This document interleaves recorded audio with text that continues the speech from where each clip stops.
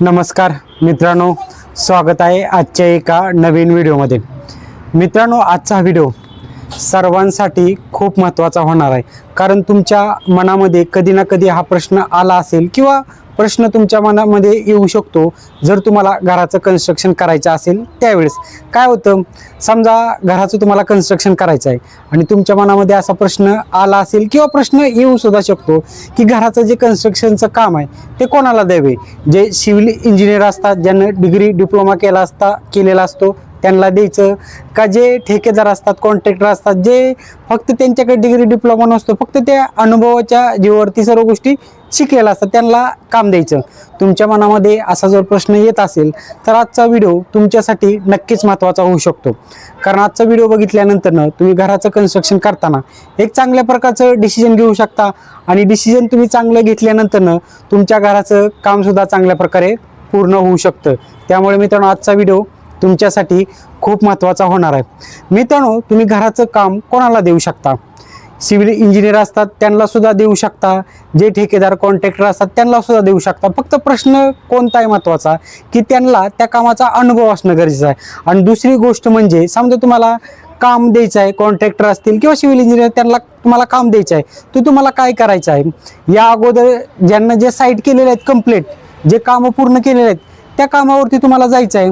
कामावरती गेल्यानंतर कामं कशा प्रकारे पूर्ण केलेले आहेत, कामाची क्वालिटी कशी आहे, कामासाठी मटेरियल कोणत्या क्वालिटीचं वापरलेलं आहे, जसे RCC काम असेल किंवा बांधकाम असेल किंवा प्लंबिंग असेल, इलेक्ट्रिकल काम असेल, पेंटिंग काम असेल, सर्व काम तुम्हाला व्यवस्थित चेक करायचे आहे, कोणत्या क्वालिटीचं वापरलं आणि मटेरियल कोणत्या क्वालिटीचं वापरलेलं। सर्वात महत्त्वाचं या गोष्टीकडे तुम्हाला लक्ष द्यायचं आहे। आणि त्यानंतर काम वेळेत पूर्ण केलेलं आहे का, या सुद्धा गोष्टी तुम्हाला चेक करायच्या आहे। या अगोदर जे कामं केलेले आहेत कॉन्ट्रॅक्टर किंवा सिव्हिल इंजिनियर, त्यांचे जे घरमालक असतात, जे कामं पूर्ण केलेले आहेत, त्यांना तुम्हाला भेटायचं आहे, त्यांचा रिव्ह्यू वगैरे घ्यायचा आहे की कॉन्ट्रॅक्टर कसा आहे, कॉन्ट्रॅक्टरचा स्वभाव कसा आहे, कामं वेळेत पूर्ण करतो का हा कॉन्ट्रॅक्टर, किंवा मटेरियल कोणत्या दर्जाचं कोणत्या क्वालिटीचं वापरलं जातं, ह्या गोष्टींची तुम्हाला महत्त्वाची चौकशी करायची आहे।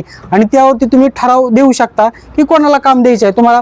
मग काही वेळेस ठेकेदार असतील किंवा सिव्हिल इंजिनियर असतील, फक्त त्यांना त्या कामाचा अनुभव आणि कामं जे अगोदर केलेले आहेत ते क्वालिटीचे असणं गरजेचं आहे। मग त्यावरती तुम्ही ठराव घेऊ शकता की काम कोणाला द्यायचं आहे। आता काम देताना महत्त्वाची गोष्ट म्हणजे काय की कामाचं ॲग्रीमेंट करणं गरजेचं आहे। बरेचसे लोक काय करतात, घरमालक किंवा कॉन्ट्रॅक्टर एक तोंडी हिशोब करतात आणि तोंडी हिशोब काय होतो लक्षात राहत नाही। काही वेळेस घरमालक असतात त्यांच्या लक्षात राहत नाही किंवा जे कॉन्ट्रॅक्टर इंजिनियर असतात त्यांच्या लक्षात राहत नाही। त्यामुळे तोंडी कोणता हिशोब करायचा नाही। तुम्हाला घराचं काम द्यायचं असेल, जर कॉन्ट्रॅक्टर असतील, तुम्ही काम घेत असताल किंवा तुम्ही जे घरमालक असाल काम देत असताल, सर्वच्या सर्व गोष्टी तुम्हाला ॲग्रीमेंटच्या माध्यमातूनच करायच्या आहेत, कारण तोंडी कोणता हिशोब राहत नाही। नंतर काय होतं, घरमालकांच्या लक्षात नसतं आणि जे कॉन्ट्रॅक्टर असतात, इंजिनियर असतात त्यांच्या लक्षात नसतं। नंतर काय होतं, या गोष्टींचा वादावाद होतो आणि वादावादमुळे काय होतात, नंतर कॉन्ट्रॅक्टर काम अर्धवट सोडून देतात आणि नंतर गोष्टीचा प्रॉब्लेम होतो। आणि समजा कॉन्ट्रॅक्टर चांगले असतील आणि तुम्ही जर लेखी ॲग्रीमेंट केलेलं नसेल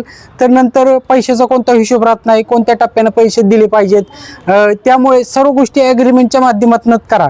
समजलं मित्रांनो? आता ॲग्रीमेंट कशा करायचे, ॲग्रीमेंटमध्ये कोणत्या कोणत्या गोष्टी ठरवायच्या, आपल्या चॅनलवरती आपण व्हिडिओ बनवलेले आहेत, तो व्हिडिओ तुम्ही जाऊन बघू शकता, आपल्या चॅनलवरती तो व्हिडिओ आहे। आता या व्हिडिओचा जो महत्त्वाचा मुद्दा होता की काम कोणाला द्यायचं, फक्त अनुभव असणं गरजेचं आहे आणि कामाची क्वालिटी असणं गरजेचं आहे। तुम्ही काम कोणालाही देऊ शकता, सिव्हिल इंजिनियरला सुद्धा देऊ शकता किंवा जे ठेकेदार कॉन्ट्रॅक्टर असतात त्यांना सुद्धा देऊ शकता। समजलं मित्रांनो? हा व्हिडिओ बघितल्यानंतर तुमचे सर्व डाऊट क्लिअर झाले असतील। व्हिडिओ आवडला तर लाईक करायला आणि चॅनलला सबस्क्राईब करा विसरू नका। धन्यवाद।